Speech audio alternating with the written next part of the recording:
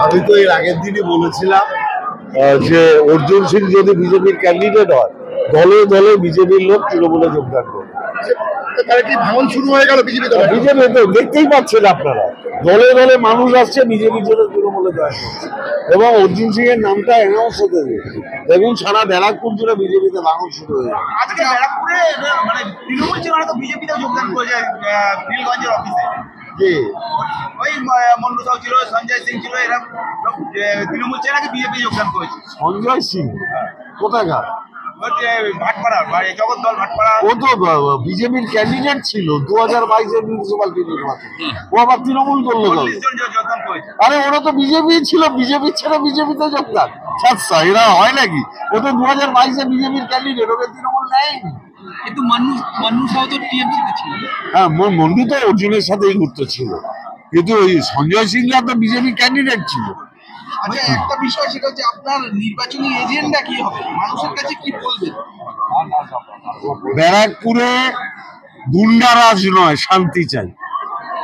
বলছি দাদা, কোনো সবার আবাস যোজনার টাকা দেওয়ার কথা বললেন, আজকে সাংসদ অভিষেক বন্দ্যোপাধ্যায় ঘোষণা করে দিয়েছেন, বসিরহাটের মঞ্চে বক্তৃতাটা শুনে নেবেন।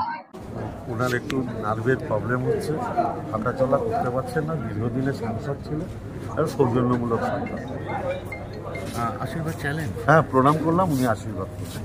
একটা প্রশ্ন, সেটা যে তড়িৎবাবু 6 বারের সাংসদ ছিলেন এবং আপনার উল্টো দিকে যিনি দাঁড়াতে পারেন তিনি বলছেন ব্যারাকপুরটাকে তিনি আর তড়িৎবাবু চেনেন, আর আপনি তড়িৎবাবুর বাড়ি গেলেন, তো তড়িৎবাবু কি বললেন আপনাকে? কিছু আমি প্রণাম করলাম, আশীর্বাদ করলেন, এর বাইরে ওনার শারীরিক বিষয় নিয়ে কথা, মানে শারীরিক কুশল বিনিময়ের জন্য কোনো একটাও না। দেখুন, একটা জিনিস মাথায় রাখবেন, মারাত্মকভাবে বক্তব্য করতে হবে, সবাই এটা মাথায় নিন। মিটিং মিছিলের থেকেও যত বেশি আপনি মানুষের বাড়ি যেতে পারবেন, তত বেশি কিন্তু আপনি মানুষের সমর্থন পাবেন। আমার মূল এজেন্ট, দেখুন, একটা রাজ্যের এজেন্ডা আছে, একটা ব্যারাকপুরের এজেন্ডা আছে।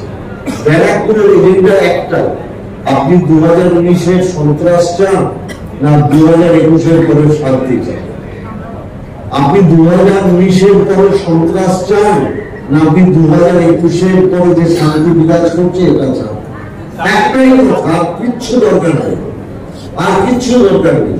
আর যারা বক্তৃতা করবেন, আমি তাদের অনুরোধ করবো, মূলত আমাদের যা কিছু হবে সব ভারতীয় জনতা পার্টিকে অ্যাটাক করবে। এই যে জমিদারি রাজত্ব